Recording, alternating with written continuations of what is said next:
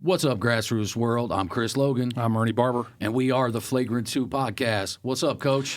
Not much, man. Looking forward to talking a little pre-state basketball coming up here, state tournament coming up. Want to talk a little bit about 4A basketball. Kind of interested in getting your thoughts on some things. But just getting excited about what's coming up here in the next couple weeks. So, no doubt. I mean, with playoff time coming up, there's no better time for a high school basketball fan, and then March Madness in college. Yeah, and, man. You know, this is one of the best times of the Mecca. year. The Mecca of basketball. Mecca of sports, man. Come on. No, it is, no doubt. March Madness is second to none, and then high school basketball.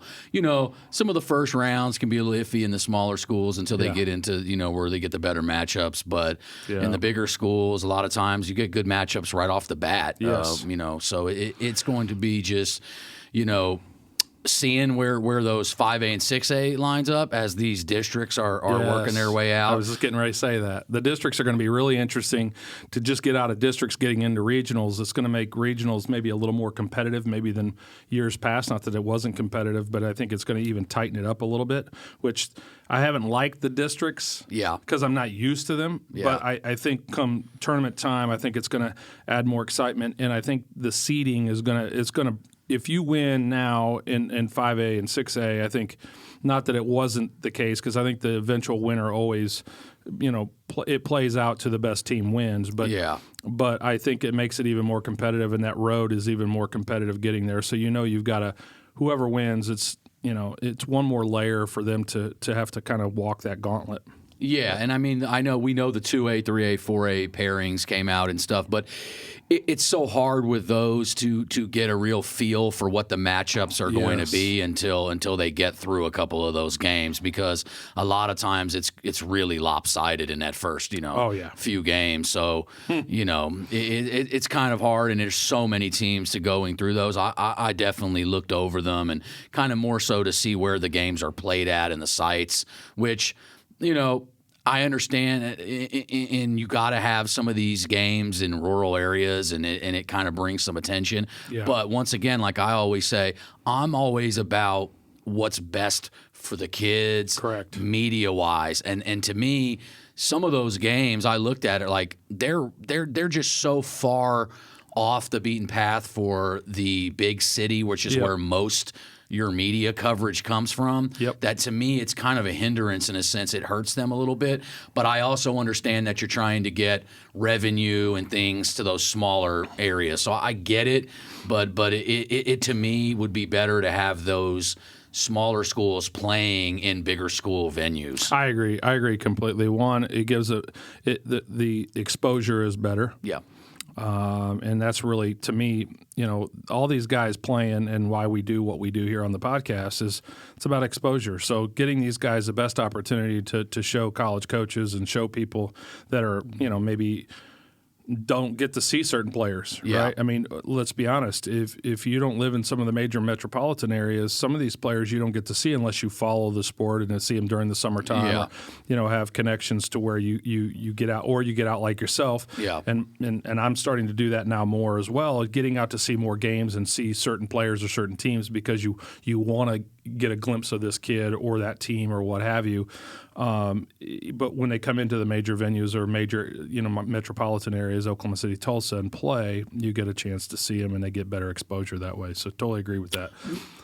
No, I was just going to say, I think that's a part that parents maybe and players don't understand, is that they assume that you cover every single city and try and it's just not possible. But also from a scouting standpoint, I'm like, okay, if the guys are college level players, my best bet to catch them if they're in a tiny, tiny school is in the summer, as you know, spring and summer, where it's going to be centralized and all these guys may be under one roof. Correct. So that's how that works a lot of times. And I know people get on to like, why doesn't small basketball? Well, it does, but it's going to have to be teams that are at the upper echelon, and then maybe players that are college, high-level guys because that's just what brings the media coverage. Doesn't mean we don't want to scout them. Yep. It's just there's easier ways to catch those guys, and that's through your grassroots. Yeah, and you just hit the nail on the head. I mean, that's why college coaches utilize the grassroots and the spring and summer ball programs, AAU as it's called. Yeah.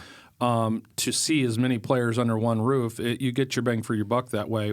I think unless you're, a generational talent in a small school, you're not going to see a lot of coaches come out or recruiters or scouts to come out and see you just because it's not feasible. It costs money. Yeah. And I think that's the part that, sometimes people forget. Hey, look, this kid's really good or that kid's really good. Well, yeah, they are really good. Yeah. But we're going to wait till spring or summer because we can get a bunch of kids and you get your bang for your buck that way and be able to see more kids at one time and evaluate. And plus, you're getting to see them. This is the other part that is really, really crucial, especially for a scout like yourself or a college coach. Yeah. Is you get to see them against comparable talent too. And which that's, matters a whole lot. Yes, absolutely. And that goes into where they might be ranked and how coaches evaluate them as well. So yeah. No, I think that even when you start getting into your out-of-state Division I programs, the odds that they're coming to your high school game is, like you said, you're going to have to be a top guy in the country. A 4- and 5-star type of athlete before you're going to get that. You might be able to get your local in-state Division I's to come to a high school game to watch you, but for the most part, you're not going to get a team coming from the East Coast or the West Coast flying in to watch your high school game without being a specific kid that's already at a specific level. So people just need to kind of I think that sometimes they don't understand how that works. Yeah. And as well in the summer, as we know, coaches don't a lot of times stumble upon players. They already have identified. Yeah, they're there for a reason. They're there for a purpose. Yes, they've used guys like myself to identify them or some other relationship that they have or some way that they've seen the player. Maybe social media. That's the great thing about social media. We've talked about the benefits and the pros and cons of social media, but that's definitely one of them is that they may lay their first look at a player and then have to follow it up. But like when they follow it up, it's like you said, it's going to be in the summer or spring when they can be at one event where everybody's there and a kid happens to be playing there. I would say this too, and you and I had a conversation on this, and I think it's really, really important. The timing is good to have this conversation now. Is that I'll just say this to the high school coaches out there: if you don't have a social media presence, a personal account, I highly recommend you get one. Yeah. And that's because the way the world is now, if you want to help your kids get noticed and opportunities. Having that social media presence on Instagram and X and all the platforms will allow you to connect with coaches, connect with scouts, connect with people to be able to, one, if you think a kid is good, asking for feedback on kids or whatever, they may already be playing spring or summer ball. And so people are already aware of them if they're good. But if not, you're struggling to help your kids get to the next level if that's their goal.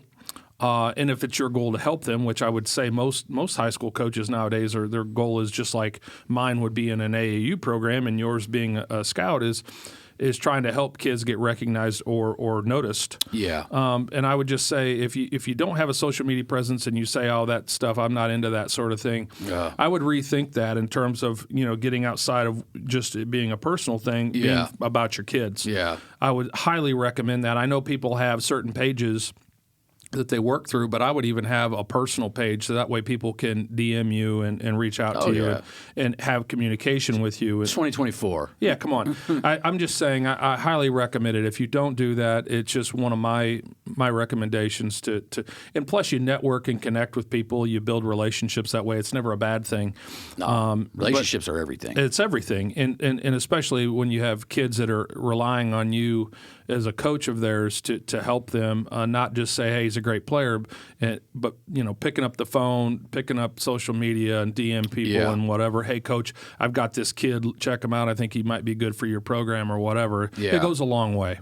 Yeah, and I mean there's so many things, and I don't necessarily want to get into it on this episode because I think we're going to be bringing in a guest who deals in the realm of scouting as well as media stuff, kind of in my background. We're going to bring in some guys like that and and kind of go really with the fine-tooth comb through this business and maneuvering through this. But I mean, in general, not all these platforms are created equal. No. And so what I'm at a event and there's one of the other companies covering a game, everybody can talk about the kids, but I always say the relationship part of this and the credibility part, it matters 100% because it a lot of times it stops at just the coverage of the kid. Yep. And one thing, like, I get a lot of people ask me, like, did you go to this game, or I saw that you were only at this game, and I laugh, and I have to tell them, like, what you see on social media is a smidge of the games that I go to in real life. Like, a lot of games I go to for scout-wise, they're not posted on social media. People just don't know that. They assume that if it's on there, that's the only game. No, that's not the way this works. If I have to follow a kid for a reason of finding them for a specific level or school or fit, I'm going to go watch that kid, and it may not be posted, but that doesn't mean it didn't happen. Yep. And the conversations didn't happen. So it's just different. I think that a lot of media, it's just media. And I think that what I do, and now with this platform of the Flagrant 2 podcast, it's different because this is a direct pipeline to coaches. It's directly to them. So not everybody has those relationships, and I sometimes I only talk about that because I get so many emails, texts, direct messages from parents wanting to know, why is it that if my kid gets an article, are they not being, why is a coach not reading that? Yeah. Or why is this, that, and the other? And I simply just say that some media is just media. Yeah. And not everyone is a scout. Yep. Not everyone has connections with levels. Maybe some have some with local levels. Yeah. Some have with bigger Power Fives, and it goes, So it's just relationships do matter in this business, and it's all part of this, which parents and players definitely need to hear about because I don't believe enough of them know how this goes. They only see that top layer of the surface. They're not seeing what's underlying. So we will have some episodes where we dig deep into that and kind of expose some things that are happening and also show you the good things of what come from this. With people or with coaches that can tell you directly how it works and what the process is. So and those coaches will be coming on. So I'm excited about that. Yep. So no, I think I'm interested in talking a little 4A basketball. Talk a little bit about any games that you since we last had our last podcast. What games that stuck out to you? And that will tie into 4A because the first game that I went to in person since we did our last one, and that was Douglas versus Victory, which Victory's a 3A, so they were cross play, and I love when they do that because they, essentially 4A and 3A and all them, their rankings are done. They're locked up. Yep. Wins and losses don't matter. But, hey, let's get some great bump prior to going to the playoffs. Yep. What can do you better if you're Victory taking on Douglas and vice versa? So Douglas, we talked about it, we preluded that Jaden Nickens would be cleared, and he absolutely was. He was cleared for takeoff. He was cleared for takeoff. That's exactly that. That's the perfect term for him. I mean, Douglas versus Victory, was a packed house, great setting, big time game. Jaden came out on fire. Yeah, I was watching it online. I mean, he came out and he had, like he said, he had a chip on his shoulder, and he plays like that anyways. He's always That's the played thing that way. I love about J. Nick is that he plays like that regardless of what it is. And he came out. I think I want to say he had 11 points in a minute and 45 seconds of playing when he came off and they didn't start him in that game. And he came in. I mean, he made his He made his presence felt immediately in that game. Special kid. I mean, it's wild to me that I see these rankings from these other companies in Oklahoma, and that kid isn't at the top. I could care less if he's committed in football. Yeah. He is one of the better basketball players in the state, and he's one of the better basketball players in the region. And people know my feeling on this. If he just decided I only want to play basketball, I think he's a top player. He's one of the top players in the country. Yeah. If he had dedicated his time to just basketball, the sky is the limit, and that's no, that's kudos to him because that's how good he is. Yeah, he's just an all-around athlete. I mean, he probably could play baseball too if he wanted to. He could play all the major sports if he wanted to. There's very few guys in around that can do that. He certainly has those skill sets. I mean, he's got ball skills. I mean, the kid just can. He's an athlete, got ball skills. There's not many kids like him. No, he's just one of those kids when the ball is tipped up. He is a gamer. He's ready to go. Yeah. He's a dog. Everybody throws that term around loosely. He would be one of the guys. Yeah, that he's you would ultra throw in competitive, and I think that's the thing that people don't. Guys like him don't come around very often where they have that skill set. Yeah. And they also have the mentality of, hey, you know what? Every time I go out, I want to prove myself. It does not matter. If I've heard people say I'm a great player or whatever, he wants to show. Yeah. There's that one guy in the gym that doesn't know it, and he wants to show it to him. So, well, I mean, the only thing holding him back from being a 4-star kid or above is the fact that he plays football. Correct. And these national guys, they tend to kind of come down on those guys that aren't. They're not going to reward them if they're not committed to that particular sport. Yeah, but I take that kid. If he hadn't touched a basketball in 6 months, I'm taking that kid like whoever he lines up against. I'm like, that kid's going to do something special. And he had there was a couple college coaches that were in attendance in there, and they were texting me from the stands, and they're like, that play he had from the corner where he pump faked it and spun and then drove baseline. He did a Kobe Bryant spin. That Kobe used to work on that spin, but he did the exact same thing. Did not travel, went baseline and dunked it. Yeah, that was a special play. Yeah. And shout out to Slam, the magazine. They were on our Okie Ball Instagram. They were talking about that play. So nice. Shout out to them. That's also the difference between Okie Ball. Platforms matter as well as relationships. But we're not here to toot our own horn all the time. Sometimes, but not all the time. Pat ourselves on the back. But anyways, he was phenomenal in that game. He finished with 25 points. I thought, and I talked to Coach Alexander prior, like, is it going to take him a little time to get integrated into this thing? They looked good right off the bat. I mean, he looked like he had been playing with them all along. Yeah. And I really thought, Devon Scott, like, it's really going to benefit him. Because that dribble penetration, to be able to kick out, he's going to be wide open. It takes some of the attention off of him. Yeah. So and he was great. And he's known as a catch-and-shoot three-point specialist, but I think he's done a good job at working at driving left, to rounding dribble. Out his game. Yeah, he's worked on his mid-range. He was really good in the mid-range in that game, and he had a monster dunk in that game. Yep. He's getting better at driving to the rim, which I know for him is what's going to open up, some of his opportunities in recruitment. I saw him last night. Great kid. Yep. He was out watching a local game. I'm excited to go and check them out. We'll talk about that here this week. I love watching when kids come out to games that are not their games. Oh yeah, I think that's cool because they love the game. Yeah, and they're even trying to figure out, hey, if it's a team they're getting ready to play. Yeah, I mean, I know kids that have done this. I won't say any names, but I've seen other kids do that, and I think that's really cool. And those kids that do that are usually standout players. Yeah. No, and shout out to the Grind Prep guys because they were out there last night. David Wilson, Chance Alsop, Jaden Constance, I definitely said what's up to some of those guys because I always, like you said, I love when the high school kids go out and watch other teams play. They just love the game. Basketball is your life, then make it your life. Like that proves to me that it is, and I always love seeing that. Plus it's high school. The kids like to hang out. But I mean, as long as they're doing it in the right way, it's all good. Yep. So shout out to those guys. I saw them last night at the Santa Fe game.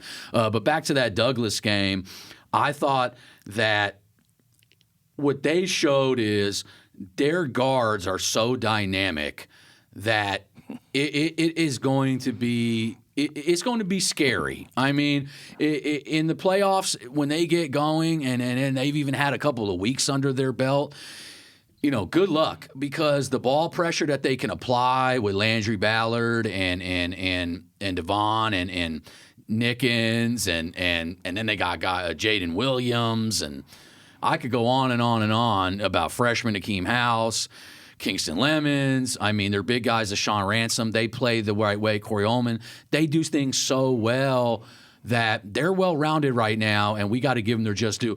Victory, though, they hung with them, and and that's kudos to Mikey Doctor, a senior. He's a two-sport kid too, great football player. He was excellent in that game. I mean, I think he's finished with 21 points, was hitting threes, playing hard. Chris Mason, he got double teamed obviously a lot, yes. and that was to be expected because they don't have much size. And I posted something. I love the chemistry between the Mason brothers. Yeah. I feel like the Mason brothers in a pick and roll is a deadly weapon in Oklahoma, and it needs to be utilized. Yep. I would, I'm not here to tell anybody how they should coach, but I would put them in that pick and roll them to death till they had to have to prove to me that they could stop that. Yep. Because I love that when they do that. Gene Mason, being 6'4.5", maybe 6'5", point guard, he's able to see over the top of the defense, so he can just pinpoint, and he throws pinpoint passes. I really do like him. I think that he's probably a year away from really exploding onto the scene and becoming a household name, but he's showing glimpses of that right now.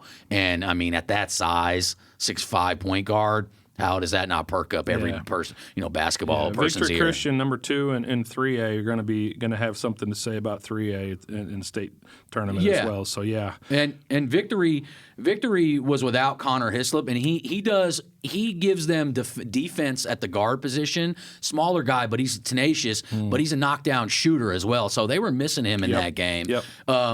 Wasn't a blowout by any means. I mean, that matters when a guy's out, but that was a high-level game.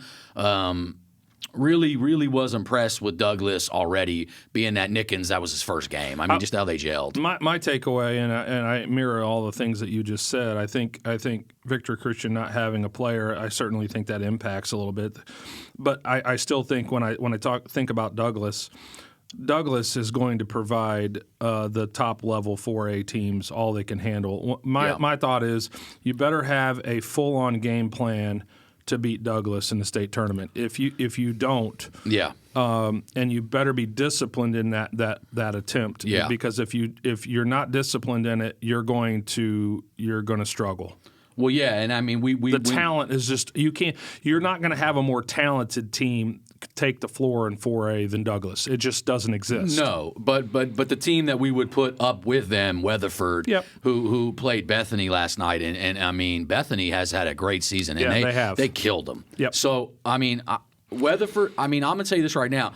I will pay good money to watch Jaden Nickens go against C.J. Nixon. Yeah. I would pay some big dollars to watch. I hope we get that matchup at some point, and it'll be state. It'll have to be in the state. It'll either be in the semifinals or the finals. Most likely, and hopefully probably the finals. Yes. Yes. And that would be a rematch of last year. Yep. But I just look at that matchup and go, two physical forces that are athletic that both play football at a high major level. They're high major guys. Yep. And then they're both D1 basketball players as well. I think the state would be blessed to see that matchup particularly. And then along with the Sage brothers, providing their shooting and their playmaking ability. So Weatherford would just need some other guys to step up. It's exactly it. That's really all because their size is a mismatch necessarily for Douglas because they're a bigger team, but those aren't traditional back to the basket bigs. Those are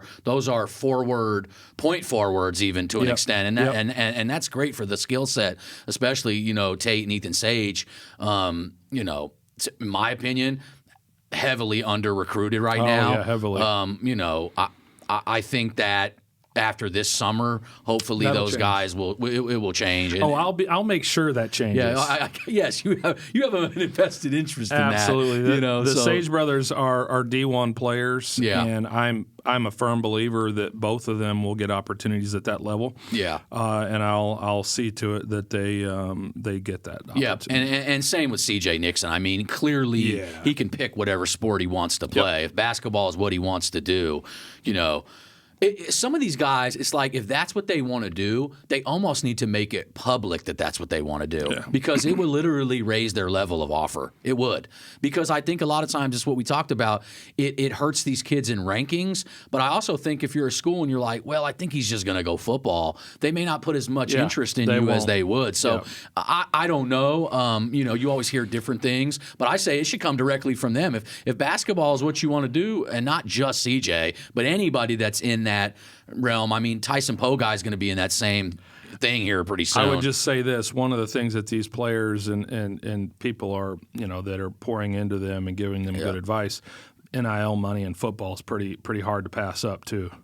Let's just call it what it is. I mean, CJ being a soon-to-be SEC, if he goes SEC, but he's got offers at the SEC level in football. I mean, that's the highest level. Georgia's offered him. Correct. I mean, so this maybe is the best team in the last 5 years. So what I'm getting years. at is NIL money at a place like Georgia is pretty hard to say no to. No. I mean, it's just what it is. It's tough. I mean, unless it's just basketball is your love. If True. it is what it is. And then point. you got to go where you want to go. And hey, a Division I scholarship is a Division I scholarship. Exactly. You're right about the NIL. Yeah. Only certain schools got certain money. But what my thought process is, and I'm sure a lot of these players are thinking this, if I can get in at the highest level in football, maybe I can backdoor and play some basketball. Yeah. And I mean, and CJ certainly has the ability to possibly it's just no one convince a coach to do that. No one has done it.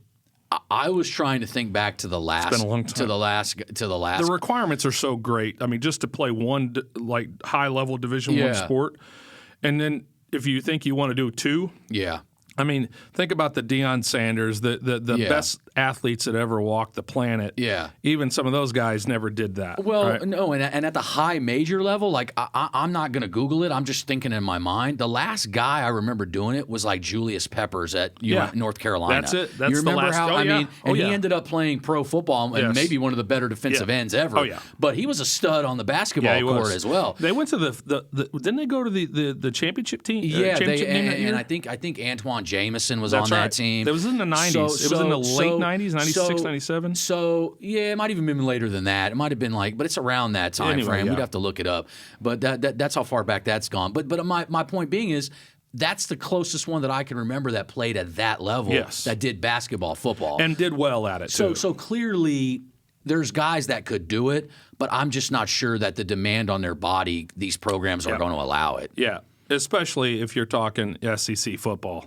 Yeah, they want you to be healthy because putting you out on. I mean, they're winning national championships, millions of dollars. It's a $1 billion industry. Well, yeah, and if you're really that good when you get to that level, you're going to have people advising you, hey, your ticket to the pro level is you better stay football. Yeah. You better not. So I mean, because let's be honest, Oklahoma took Jacoby Johnson. Mm-hmm. Jacoby Johnson was good enough to play both sports at OU, and I believe if he was able to, he would have. I think that because Oklahoma actually offered him early on in basketball. Yes, I remember. So I'm guessing that isn't really an option for them anymore at this point. But you're right. Kids like C.J. Nixon, kids like Jaden Nickens, absolutely could play both sports if they were allowed. Yes. So it will be if their body's held up too. I think that's the other part of it. And that's the part now. Everything is year round. Yes. So it's so hard with the demand of a football season and the beating that they're going to be taking to then go and jump in the basketball thing. Yep. But it has been done. So it has been done. It's been a while. There may and if any listeners out there know of a player that's done both at a high level more recently, by all means, when you hear this podcast, chime in and let us know. Yeah, tag us in that and tell us who we missed because because you got guys like Charlie Ward, but that's going way back. Yeah, that's in the 90s. That's early 93. Yeah. Where wasn't he up for the Heisman and ended up playing in the NBA? Yeah, he was with the Knicks when he came on. Yep. And he was a great player in both. So it's been that long. So when we talk like that, it's different. But that's Weatherford. Like I said, I'm looking forward more than ever now that Nickens is cleared at Douglas for that matchup. Man, it's going to be. I have a feeling. I mean, and this isn't anything against the other teams in 4A because there's a lot of good, really solid teams in 4A. Perkins 20-1, Anadarko 18-4. I see down here, and I look at the number one votes. Weatherford has 42 of the number one votes. Douglas has 3, which I think that's not right. But and then Sequoia. Claremore, who's ranked number 12 at 17-3, apparently gave themselves a number 1 vote. And nothing against Sequoia, but guys, there's levels here. I'm not sure that it. But anyway, it looks like they. And I love the fact that they vote for themselves, but. They which is why they moved to districts and did things differently at the 5 and 6A because you had some of that. And what's crazy is if you look at that, Douglas only played 15 games. Yeah. That's kind of strange. Yeah. I think that's kind of odd that they've only played 15 and Weatherford played 21. Well, so that may be playing into this. It could, but I'll tell you this right now. These guys play so much basketball. Yeah. Every one of these guys, and I had obviously a number of the guys from Weatherford in my program, Yeah. and know of the Douglas players as well. Yeah. In spring and summer, these guys play so much basketball.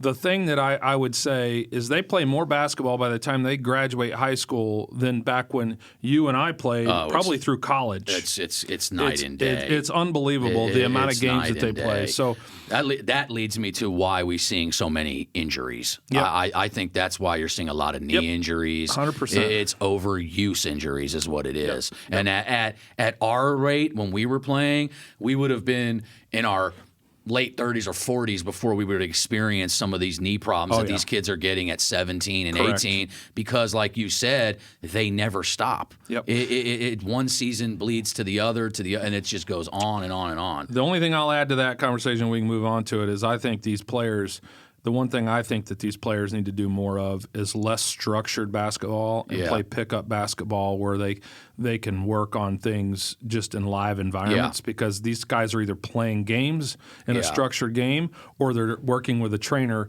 in a structured environment where they're not just playing Well, and that basketball. takes me back to a conversation I've had with a couple guys that I talk to on a daily basis in the basketball world about, like, we didn't have skills trainers.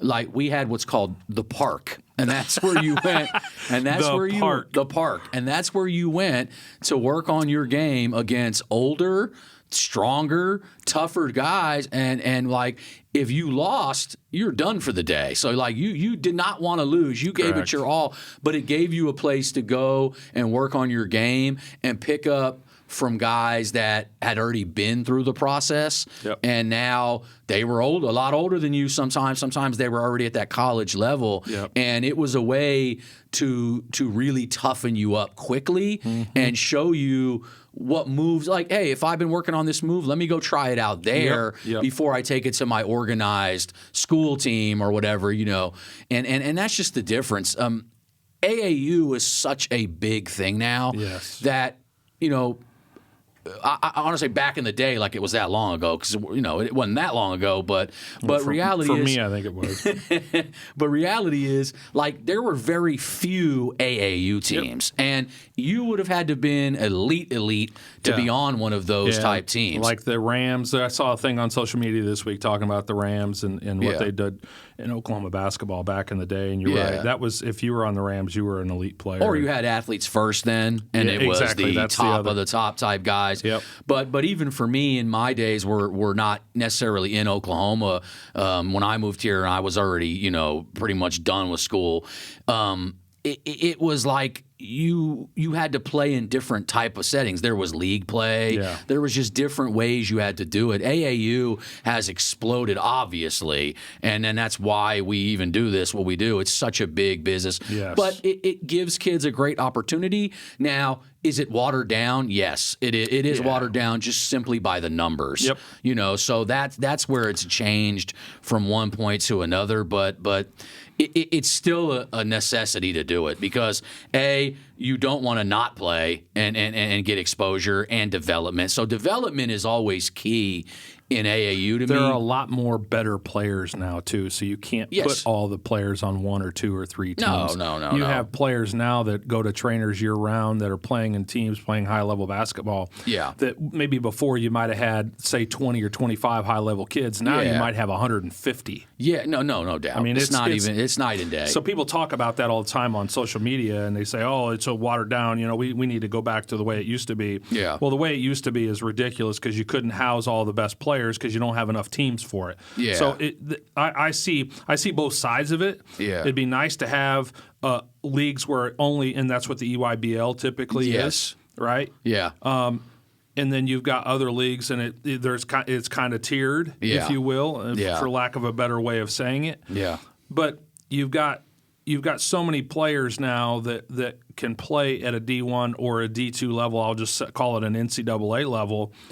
That if you only had certain teams or only a certain basically path that was very narrow to get through, those guys wouldn't be able to get those opportunities, which I think, is just shortchanging the players nowadays. No, it is, and that's exactly right. But back to what we were talking about in the 4A, we were looking at Douglas not having very many first place votes. Yeah. We discussed that on a prior episode, that the national schedule, and that takes me into this Thursday coming up.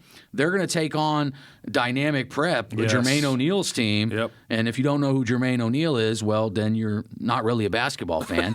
but no, he's one of the better centers that ever played in the league. Indiana Pacers legend, Jermaine O'Neal. But went straight from high school to the pro, and he's built a heck of a program down there in the DFW area. They're top 10 nationally ranked in the country. They beat the number 1 or 2 team at the time, Prolific Prep, who has AJ DeBansa, who might be pound for pound the best player in the country. That's not not at a college or a pro level quite yet, but he certainly will be. Yeah, that's for sure. So the fact that they beat them is a kudo to their, and that's going to be a great game in general and a great move. Exposure for the players. Yes, because it's national exposure. No, it's great Kudos exposure. to Steve for getting that. It's absolutely a great. I mean, they've got Jermaine O'Neal Jr.'s on the team, great player. Yep. Jaden Toombs is a top 30 kid in the 2025 class in the whole country. Yeah. I mean, he's a big man. They've got guys like Leon Horner at guard, like he can play. He's a Division I kid. There's just Division I kids all over that, and that's going to be fun to watch those Douglas guards go up against. Now, it's going to be a stylistic matchup where Dynamic Prep has got the size, and we know the guards over at Douglas. I'm expecting a pretty good game. That's this Thursday. So by the time this podcast airs, it will be over, but we'll discuss it on the next one when it comes out, because it'll be exciting. I'll be in the house for that. For sure. And Coach might be there as well, but we'll definitely be there and cover that game. Anything else to jump out on that 4A? North Rock Creek's had a great season. Perkins Tryon, we talked about him. Anadarko is still one of the ones that surprises me, because I honestly thought Anadarko... They're creeping their way up. They're making their way, man. Well, and I thought Anadarko was going to take a big drop after what the guys that they lost, and Raiden Churchill. Yep. And shout out to Braylon Owens, Dondo Owens. Dondo, that's his boy right there. I actually thought with the loss of those two guys, you would think they'd have to retool and kind of get themselves going. And they've again. Stayed much better than relevant. Man, 18-4, come on, that's outstanding. Yeah, and then Medill now is up at 6, and we talked about Medill over and over again with Ethan Wilkerson, Bethany. Aiden Todd has played. I mean, he's had a monster season for them at the point guard. He's a true. He is a legit pass first point guard, but he drops 30 a night. Like he's a great player. Yeah, he's a great. I will say this. I think the kid. I wanted to have him in our program. He is outstanding. I think whoever gets him at the next level. Yeah, man, you're getting a player that will be able to do whatever you want to do. Yeah, and shout out to Coach Quinn Woolridge at Southwestern Christian. He put me on to Aiden Todd years ago when he was at Bethany, and he told me, this kid is legit. That kid is good. That kid is good. He's really good. I mean, people will judge him off size. That's why he'll always be the knock. But he's a great player. They also got a dude, Wyatt Geisler. My bad if I mess up your last name, but he's a hooper. He's a dual sport kid. Shooter, he's had a monster season. So Bethany is on the come up. Coach Brent Cannon got them really, really playing well. They got a big loss last night to Weatherford, but I think they're a dangerous team. But it's Weatherford. I mean, Weatherford is going to give anybody a smack in the face if you're not ready to play, or stylistically or matchup wise. They're just. When you've got a front line that is 6'5", 6'7", 6'7", 6'6". Yeah. The Sage twins are 6'7". You got Nate Rehrman who's 6'6", and then CJ 6'5", 6'6", whatever. Yeah. And then you've got. That lineup, that's going to be hard. If you put that at a 6A level, that's going to be a challenge just in size. Rebounding the basketball is something they do really, really well. All those guys do it well. Yeah. So, and they shoot the ball well. They're smart with the basketball. they're tough. They're very, very tough. So I'm interested to see. Like I find it like Inola at 11. To me, that's surprising that they're even that low. In my opinion, they are one of the. If you just look at this list, and I give you some teams that aren't in the top 10, and I say these are teams that are dangerous and can beat any team on this list. Inola has the guys to do it in sophomore Aiden Clark and then Jackson Welsh at the senior. Size, shooting. Aiden Clark just picked up an offer from Cal. I mean, we call him the Charles Barkley type player. Yeah, and that's a good example. Big body, but super explosive. He's one of the best kids in the 2026 class. Yeah, he's a fantastic kid, and he'll do well at the next level. Coaches will be happy to have him. So I would have them as a sleeper team. Bridge Creek, I have them as a sleeper team. I love their coach. He does a great job. Obviously, he's with Southern Ties. Yeah. And then all the way down, I mean, Community Christian, they got some things working well. Their guards are good. I think Bing at number 19 is a dangerous team. Oh, yeah, very much so. Look at their front line size. 6'5", 6'6". The brothers both 6'10". Yeah. 6'9", 6'10", is he now? Yeah, and then the point guard Malachi Shilriff is a stud. Yep. I mean, you want to talk about a kid that can play with a high motor, and he just committed to he committed to Redlands. I think he committed to Redlands. Yes. But that kid is a stud. I mean, he is one of the most slept on kids in Oklahoma, and I'm glad he got himself. I'll give a shout out to my guy Bryce Cowens too, doing a great job out there. McLeod's got some players too that are McLeod. Yep, they're doing well. 16-5, ranked 15th. They're another team that they do a lot of things well. Yeah, man, I'll tell you what. 4A is packed with great matchups. Yeah, the state tournament, not just at state, but regionals area, it's going to be really exciting. I will go out on a limb, if you want to call it, and say I think 2 teams from 11 and down make it into state. I think that's probably a fair assessment to say is that I think it might be more than 2. I mean, I could see 3 getting into there into the state from down there because it's all about matchups and style of play. They've got Newcastle at 20, and I'm telling you, Newcastle you will catch you. Like they're not like just some team they're a good team. 1 through 20 every one of them are really, really tough teams. And I would say, well coached. You got good players on them. I mean, you can't sleep on any of those teams. No doubt. We're definitely interested to see the playoffs get going in there and get some matchups. And let me say this too, because I said it earlier about Sequoia Claremore getting a first place vote and voting for themselves. I think that's great that you guys have that confidence. You're 17-3. You're ranked number 12, and obviously I love the chip on the shoulder. If that's the case, if it wasn't, then I take my words and I eat them. So I don't want any DMs saying, "Oh, he's hating on Sequoia." No, absolutely. I think you guys have a great program and have a chance to go to the state tournament and do some things. So I was just making that statement earlier about the number 1 place vote. And definitely, and then. That's looking at 4A. We're ready to get to the playoffs because there's a lot of matchups we want to see happen in that specific class. Yes, I mean there's so much to look forward to. I was just sitting here when I was thinking about when driving here today of talking about this. It's like, man, let's just get into the playoffs. I was looking at all the brackets and the what ifs last night. And, this team if they end here and looking at 5A and 6A, but then looking at the other brackets as well. I'm just like, man, this is yes. I mean, it's and we'll have our playoff preview special as soon as they come out with all the classes at one time. We'll try to do that all at once. I would just then hit on some games that I attended and just kind of kick around some games that have been going on in the last couple days that are newsworthy. I would also say too, and if we could do it, some players that might be lesser known names that stuck out to you during these games. I think it'd be cool too. Sure, but and we'll do that right now because I went to a game last night, Edmond Santa Fe versus Lawton, which was a district game, and with Norman winning again yesterday and beating Westmore, and now Santa Fe losing to Lawton, it looks like Norman is pretty much taking that district. I mean, it looks Norman won last night at Westmore. I watched that game online. So Westmore and Santa Fe were almost leading that district all along. Yep. But when you win, what is Norman at 13 in a row? Yep. I mean, and you're beating the teams directly behind you or that were ahead of you, you're going to jump up. And Lawton's making a late push. Lawton, you've been saying it all along. You've said it earlier in the year.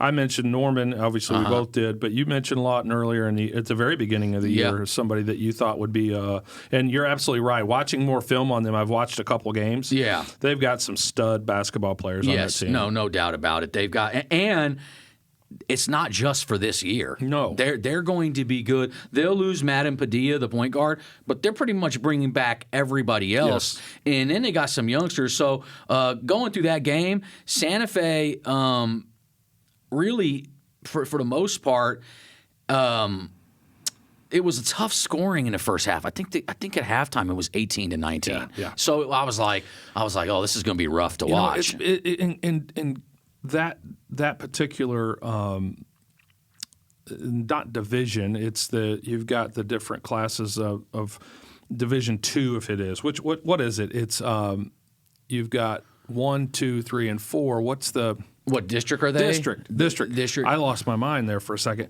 But the District 2, what I've noticed about District 2 is it's like there's times with those teams, the upper level teams, where they struggle to score. Yeah, I've noticed that a little bit. And I also think that district was expected to be a little bit better. I think that PC West and Northwest Classen, Northwest Classen had that lull where they lost a bunch of games, so that kind of got them down low. But they've since rectified. Yeah. PC West is probably a team that most people would have thought was a top 5 team in the whole state. Well, a lot of things have changed for that program since the beginning of the year too. So. They got a lot of things going on, so they've lost some players and coaches and stuff. So that's kind of a tough one, but they do have Caden Rayfield. And I wouldn't want to count them out, No. And they've got some good young guys around him, and Jordan Warrior is a pit bull. So they'll play, and I'll just go through their schedule here in just a second, just briefly here, and we'll get back to what we were talking about. But down the stretch, I mean, they've got 3 games left in District 2. Everybody's got 3 games left. If I look at PC West's. Let's see here. PC West, Putnam City West is 3rd now. But if I look at their schedule down the stretch, they've got 2. They just beat Eisenhower yesterday or the day before. Mm-hmm. And then we've got Santa Fe. They play Santa Fe, and they're at home. And then they play Westmore at Westmore. So, I mean, they could get up to like number 2. They could, absolutely. I mean, if we look at it, let's just look at that real quick. So if they win the last 2 games and their district games, they go 9-5 with district, and they could very well, depending on how Lawton does. If Lawton wins out, then Lawton has number 2, and then Putnam City West will be 3rd. Yeah. So and then Santa Fe, obviously, if they get beat by West, they're gonna fall down. But Westmore right now, Westmore was number 1. A week and a half ago? Yeah. And maybe 2 weeks ago, and now they're all the way down to 5. They're tied for 3rd in district play at a 7-5 record, but depending on how they do against Putnam City West, and then let's see what their schedule looks like here to go. They've got Northwest Classen and Putnam City West. Okay, and we were just breaking that down because we were talking about a District 2 game that I attended, and I want to go back to that game because I want to talk about some guys that maybe have been talked about, but some guys that maybe don't. So that game was 18-19 at half and looked like a defensive struggle, but it did finish to be one of the better games of the evening, and that's when Tavares Deans from Lawton, who I would say, and a lot would say, maybe the biggest stock riser. If not one, he's 1A, 1B in the 25 class. He's been unbelievable. Hit a 3 at the buzzer. I mean, that if there was replay, I'm guessing he's happy there's not, because that thing came out of his hand and the buzzer was simultaneously. So they counted it, obviously, because there's no replay in high school. But that was a great big time shot to send it to overtime, where they then pulled away. But he had a great game for Lawton. they have an intriguing 2026 kid that maybe not many people know, a 6'4" kid, Anthony Patrick, who's long, really high upside with Anthony, great shooter. That's going to be his calling card is his shooting, but he's an athletic, big-bodied kid. I think he's got a chance. You know who he's playing with in the summer? No, I don't. No, I don't know either. No, I don't know yet. That was a conversation I've had this morning. Trust me, is that I heard some teams that are looking for him, but if somebody knows, let us know if you're listening. Yeah, because he's going to be one I want to watch this summer Absolutely. anyways. He's an intriguing player. Panay Vazagote always is an intriguing player at 6'4". Yeah. He's one of my top. If I was putting the top athletic kids in the list, he's a top 5. He's a top 5 guy. You know, we talked about David Wilson and Dalen Fuller, Yep. and he's in that mix of guys. He's getting better and better. If you make that list, that's an athletic. Oh God, he had a game last week where he had two 360 in-game dunks in one quarter. I mean, I think that classifies you. That's. I mean, he's a special talent. Yeah. They got another kid, Davion Young, as another sophomore guard who every time I've watched Lawton play this year, and my bad if I pronounce your name wrong. Always reach out to us if we do and correct it because I want to get your name right. Yeah, exactly. And just but he's done really well. Every time I watch him, he's just a kid that's hard nosed. He's quick. He hits big shots for Lawton. I really like him a lot. That was them for Santa Fe, and he was going to get player of the game prior to them losing, because it really looked like they had it in the bag. Yeah. They had a couple missed free throws at the end, and that let Lawton back into it. Turnovers and free throws. But 2026 sophomore Money Robinson was excellent last night. Money? Yeah, he was Money was money last night. And Money comes from athletic family would be an understatement. His brother is one of the top running backs, Demarius Man Robinson at Edmond Santa Fe. Yeah. He's one of the top running backs in the state. I think he's one of the top running backs in the country. I don't know. I watch a lot of football. I'm not just a basketball guy. Yeah. I watch a lot of football. Is he going to OU? My son plays football. I watch. OU has had him in for some visits. I mean, there's a lot of people that want that to happen. They need to. I hope he gets OU and OSU. offer. Oh, he's been at both. Texas Tech has offered him, I think. Arizona State. But anyways, the family, he's got a younger brother that's a freshman at Santa Fe that's a football stud. Wow. So the middle brother is a sophomore. He's a basketball guy. But Money is he's super shifty. I love the name. You can say that over and over again. Money Robinson. and Money will give you a couple plays every game that are like ooh and ah type plays. He's got a little bit of street ball in his game, and I love it. And I love that. Yeah, and I love that about him. But he's a gamer. Confidence. Confidence. And he did a great job yesterday at getting to the foul line. He was driving in there with reckless abandon. He's a lefty, and those lefties for some reason they feel like they finish better than the righties. They always say that they're the better shooters when they're good at 3-point shooters, and they're better finishers. And I don't know that I'm disagreeing with that either, but because they seem like that's the case. It's got to be the shoes. But Money had a stretch in that game when Lawton was ahead. He gets an and one, which was a tough basket. He got slammed to the ground. And then 2 seconds later, he gets a steal.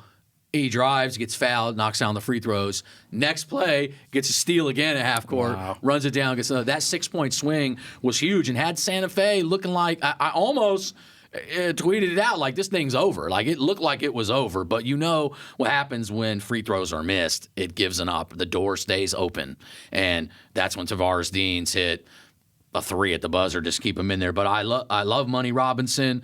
I think he will be a huge part of Edmond Santa Fe going forward. He's only a sophomore. Nick Rhodes, the senior, has been consistent all year. Nick is a 3-point shooter, great passer. Nick, he's just a senior leader that they need. Nick and I know Nick's got a couple offers, and I'm proud of that kid. He's put a lot of work in, and he's really working hard. Zayden Best, who people know I love Zayden Best's game. I think he's for a 2025 guard, he's one of those guys, if you're asking me, Chris, give me someone that's underrated. He's very undervalued in this state. He's crafty as all get up, strong body, just a gamer. He went down with a cramp. I thought he twisted his ankle, but he had to come out of that game, and he had just hit 7 points in a row. And when you're on a heater, you don't want to come out, and that kind of messed up the rhythm. So by the time he came back in, he was kind of out of that rhythm. But if he had stayed in, he may have ended that game because he was. I know that look at him, and I've seen him do it before. Mm-hmm. He hits a couple in a row, and watch out. So he's a guy that's definitely underrated for them. Lawton took the win in overtime. Ended up being a great game. So I'm always everybody always hits me and is like, how do you pick these games? Because it seems like and I'm like, I don't. Maybe it's just that I'm in the building. Maybe it raises the level. Yeah. Maybe when they see that Okie Ball logo on the sideline, the kids just want to ball out a little harder.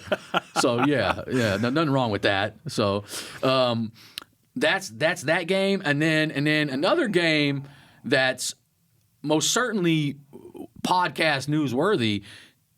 The number one team in the state loses by 19 points last night. Yeah, I mean, you and I had conversation about this last night offline, and I mean, going back and forth, and I was watching a different game because I just thought, and nothing against Moore, watched Moore play against Piedmont a few weeks ago, come from behind victory in overtime, exciting game in and of itself, and a really good team, and I expected Moore to be in the mix this year, but I didn't expect him to beat Edmond North with everybody healthy and everybody playing by 19 points. Yeah. My head is blown. I'm like, I kept asking you, well, was this? No. And like, you're like, no. No, and I watched the entire game.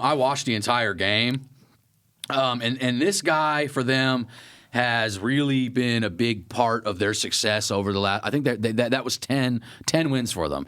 So we've talked about we were the ones on talking about more. Yep. 3-4 weeks ago we were saying, hey, they look like they're finally catching stride. Yep. This guy, Ebby Borte, 6'7". Yes. About. I mean, he's got to be pushing. He's a big kid. He looks like an offensive lineman out there. But he's got good footwork. Oh yeah. He was dominant and excellent would be an understatement for how he played last night. He had the bigs from Edmond North. Bryce Potts had 4 fouls a couple minutes into the third quarter. You can't move him. No, he was dominating last night. So every guy that got on him was having trouble with him last night. And he played, for a big guy that he is, he played a long stretch of that game. Yep. Obviously, Bubby, Darian Grant, and Tristan Hankins did they always do what they do. They do what they do. And I thought defensively last night, Moore was great. Oh, heck yeah. But where they excelled was their aggressiveness is what put Edmond North into foul trouble. Yeah. They were aggressive. That may have just been a game, and this is not a knock on them, but it just may have been a game where Edmond North came out a little flat and Moore punched him in the mouth. Yep. And I mean, it happens. It's basketball. And it's actually probably good because, one, it gives us two things to talk about. One, Moore is a contender and definitely can be a contender because when you beat Edmond North by 19, I mean, that's a whipping. That's a whipping. Yeah. And so shout out to Moore, the coaching staff, and obviously the players for executing. But then it gives Edmond North a chance to go lick their wounds and say, you know what, guys, we're beatable. Yeah. And we got to go back to the drawing board and say, hey. And watching it, and that, let me tell you right now, I don't know if anything would have mattered last night. The way that Moore played, they were probably winning no matter what. But Ebenezer Bordet, he got to get a shout out. At 6'7" and that size and able to with the footwork and the soft touch, some small colleges should give him a look. A guy at that size that's an immovable object but has game is someone that can help you out somehow, some way. Tristan Hankins was great. I mean, always we talked about Tristan already. He does what he does. Microwave scorer. Yeah, absolutely. Bubby was good. Nate Torres was good. The sophomore hit a big 3 in that game late in the game. Messiah Bunting was senior. He's like 6'3" guard. He's a very versatile defender. They're what I always say, and I've said it on this podcast since the day it started. Momentum and confidence are sometimes the deadliest weapon in sports. And if any team is riding on confidence right now, Norman and Moore, I've got to be at the top of that list because of how many games they've won in a row, and now who they're beating. Moore is just beating Edmond North at home like a drum. They're riding, yeah. I mean, although a lot of that was a lot of free throws at the end. Okay, I mean, but it was points. Either way. Yeah, there's we're not diminishing it in any way. But I did see Edmond North trying some different things with their roster last night, playing some different lineups. Yeah, no, I saw that because too. they have the district. They're going to finish first, and they know that. And that's not to say that they took it easy. We're not saying that. Moore would have beat them last night, no matter what happened, with the way that they played. But I did see them trying to get Jonathan Van Buren involved more into the game, who's a sophomore, who's probably the future at Edmond North, the kid that moved from Arkansas. They were playing him some more, just kind of tooling with the lineup. Jake Weaver got in there and it did some things. Logan got in. They had so they're definitely toying with their roster, but that was not the reason why Moore won last night. Moore won because they came out ready to play. Moore came out ready to play, played aggressive, and like I said, they're playing with a lot of confidence right now. Confidence is everything. Confidence is about 80% of how well you play, quite honestly. Absolutely. If you put the work in ahead of time, that's going to give you confidence. If you play with confidence, you feel like you can do just about anything, and then you're going to go out there and actually do it. So. No, that's absolutely correct. So that was kind of a stunner because I think I said I didn't expect Edmond North to lose a game in state. No. I really didn't. Neither did I. I was shocked when I saw that. I really didn't, and but like I said, it could end up just motivating them and waking their ass up, and they may come out and want to, they may kill everybody else that they play now for the rest of the year. I wouldn't want to be their next opponent. Exactly. This is a nice segue. I'll go back in. We'll do a quick sponsor here. Sure. Nate Logan of Logan Elite Basketball, training out of Destiny Christian High School in Del City, Oklahoma. He provides affordable group and individual training options for every week. Logan Elite Training aims to help players develop their skill sets, basketball IQ, confidence, and ultimately help them become more prepared for their current teams as well as the next level. Logan Elite currently trains some of the best high school and junior high players, including the number one player in Oklahoma. Shout out. Dayton Forsyth. Visit LoganEliteBasketball.com or message Nate on Instagram at NateLogan_Logan Elite for more information on how to get signed up. Shout out to Nate. Logan does a great job, and he's obviously very involved in our podcast, sponsoring the podcast. So thanks, Nate. Nate does a great job. If you're looking for a trainer in the Oklahoma City area, I look no further. There's, like I say every week, there's great trainers in Oklahoma City and its surrounding area, but certainly Nate is absolutely one of the best. So if you're looking for that level of training, whether you're new or highly skilled, Nate can certainly help you advance your game. So shout out to Nate. Yep. So. And and then back to that, we like we always say, Nate got in, he's smart. We got some other companies about to jump on. If you're interested in a sponsorship donation for this platform, get with me or Coach Barber, and we will get you hooked up, lined up. It will definitely help your business. The analytics on the Apple and Spotify are crazy amount of listeners right now. The audience is very broad and big, and it's something that will benefit you guys in any business that you have. So if you have that, reach out to us. Definitely wanted to just hit on one thing I noticed last night, and I don't know what was in the water last night, but 3 triple doubles last night. Yeah, you don't see that very often. And 2 almost quadruple doubles, which would have been stunning. And I felt like, once again, every time we talk about someone on here, Jeremiah Johnson comes up with 17 points, 16 rebounds, 10 steals, and 8 assists. Yeah. He's 2 assists away from a quadruple-double. Listen, the kid is a stud, NCAA level player. I don't care. I've been saying it all along.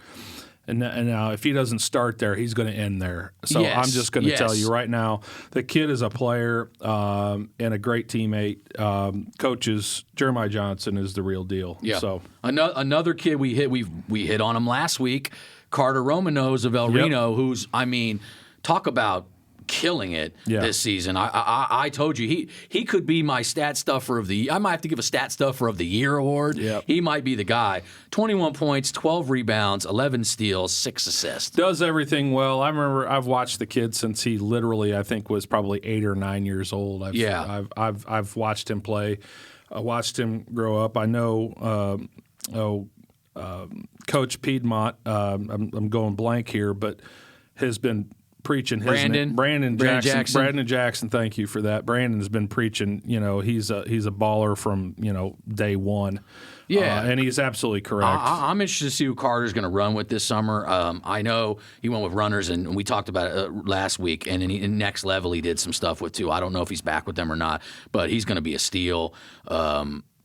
And then DeMario Adams out of Nathan Hale, 19 points, 15 rebounds, 11 assists, 4 blocks. I mean, I've never seen so many triple doubles in one night. It was just the stats were, it's in the water, like you said. Yeah, people get sometimes saying, not everything is stats. Well, yes, but stats do mean things too. I mean, it does matter. It's indicative of performance. Yeah, so there's big games. I know Luke Gray last night against Millwood had 35 points and 24 rebounds. On a tear. Luke's been on an absolute tear. That's nuts. So.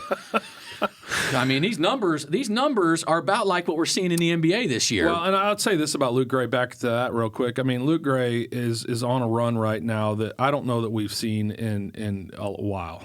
Yeah, he's on a tear. Yeah, he's on a tear, and so shout out to Luke. Luke's done a fantastic job and is playing well, and his team is.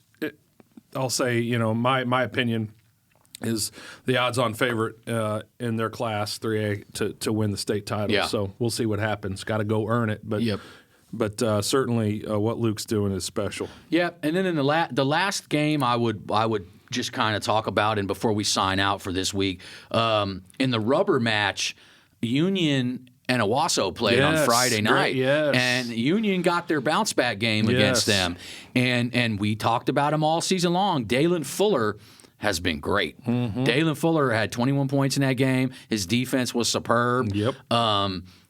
Big E did play, so I knew he was hurt. His knee was hurt, but he was able to go. And they did a great job defensively, Union, which me and you from early on said that to me they're the best matchup for, because they're almost like Moore, but they're a more experienced version of Moore. Yes. That's how I classify Union. Yes. With that big, when they have Miles Flemings down there in Big E, and Moore's got Big Ebenezer down there, and then they got the dynamic guards. It's kind of like that. Those kind of teams are the teams that can give Edmond North the best run for their money. Big E, and I'll just give a shout out to Big E. Big E has played, EYBL basketball. It's not like he's used to playing against the best big guys there are. So, and the other players too have played, high level basketball. Not the guys that Moore have it. I'm not saying that, but I think when you look at the roster, I think Union, to your point, has a little more experience and have played together probably a little bit longer than some players. So in that district now, I don't know. We'd have to look it up because they both have one district loss against each other. Yep. I'll tell you right now. Obviously, I know. Union's 19-2. Owasso's 17-3. They're 10-1. Owasso's 10-1, and Union is 11-1. Yep. And they have 125 district points for Union and 124 district points for Owasso. So it is. So Union is currently 1? Correct. Okay, so they jumped. We're talking a paper thin. So every game matters to them, I guess, if they want to get that districts, one. They both have one loss to each other, and then one just has one district point over the other. Union's only other loss was to Midwest City at the Putnam City, so that was a non-district loss. And then Owasso's only other losses were out of state. Correct. So that's interesting. That's why I wanted to just mention that game. Within district, they both have one loss within district. To each other. Yes. So here we are, and that's the reason the district points are just a sliver. It's a sliver. That game really meant something. Correct. That had everything on the line because that was for the number 1, seed in that.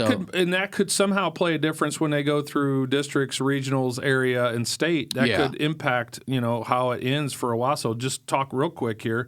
Let's look at schedules down the stretch. Owasso plays at Bartlesville, they play Enid, and then U.S. Grant. So that's what team is that? That's Owasso. They're going to go 3-0. Oh, well, yeah. I don't think there's any doubt about that. And I'm just saying what it looks like for the remainder. So who's Union got? Union's got at Sand Springs, at Putnam City, and then they play Edmond Memorial. That's the game. One could be a trap game. Yes, because Edmond Memorial played them really close. But it's at home, so that is a helpful thing for Union. So that would be the only way that, to me, Owasso gets the number one. They pretty much have to have a loss. And I say at Sand Springs. They already played Sand Springs. They won at Sand Springs. But they play at Putnam City, and then they play at home against Memorial. Okay, so it's going to come down to the last game. Yep. So Memorial's a tough opponent. That's that's the toughest game out of those two team schedules. Absolutely. That's remaining. And like we said, we're not going to count any of those teams because on any given day, anything can happen. 100%. But that's interesting. That district is coming down. And so Edmond Memorial is third in District 3. Behind those two teams. Yeah. So that's a district game that if Union doesn't come out ready to play, could make the difference in Owasso moving up. So it's big that Union wins that game and wins district so that they have home court and control. Okay, well that's why I definitely wanted to hit on that game. That was a big time game up in Tulsa this last Friday. So. Big performances in that game, too. No, and we're looking forward to obviously covering the playoffs and getting into the state and all that. We'll have some multiple shows depending on all that. Maybe we'll bring in some guests on that. And then we're looking forward to moving on to the AAU season and bringing in a lot of the AAU guys that you guys may be familiar with if you're anybody, if you've been around the basketball scene. And then we start getting into the breakdown because when we had some of these guys on early, we didn't know the rosters. Yep. By the time we do that, we'll know the full rosters and we'll be able to maybe we'll give our preseason rankings. There you go. In teams and different levels. We'll try to do something like that. We can't give away too many secrets. It'll be a lot of fun. There's a lot to look forward to. I mean, basketball is a year-round game now, and so it's just exciting because this is obviously a state tournament. Yep. Guys make names for themselves. Yep. Teams make names for themselves. Coaches make names for themselves. Yep. And then from there, it moves on into a little slight break of a week or two, and then we're off into the spring and summer schedules. And, that's when, college coaches in live periods, they switched up this year. They'll have it in May. Yeah. And I think they started it last year. But in May, they'll have a live period where there's a lot of the portal, where a lot of guys are looking at portal players. And then it comes in July. Then it's high school players getting their opportunities and college coaches making their offers and trying to solidify players for the roster. Exciting times. But, before we go, just please subscribe, leave a comment on any of our YouTube videos, like our Instagram, Twitters. Yeah, interact with us, man. Ask us questions. If there's stuff you'd like us to talk about in an episode, we'll be happy to do that. I mean, this is really what it's about. We know that the following and the views and all that, it's outstanding. But again, we can't do this without your support. So if people are looking for sponsorships, hit us up. If it's just a donation, by all means, we'll accept that as well. But we need help with those of you out there that are watching our podcast, even if it's a small amount. Every little bit helps, allows us to support high school basketball in the state of Oklahoma. We want to keep this train rolling for sure because this thing is nothing but just doing, it's going to be doing the most work we can for the kids of this state, and we just got to keep it going. So we appreciate all your support, and thank you, Oklahoma. Peace. Out.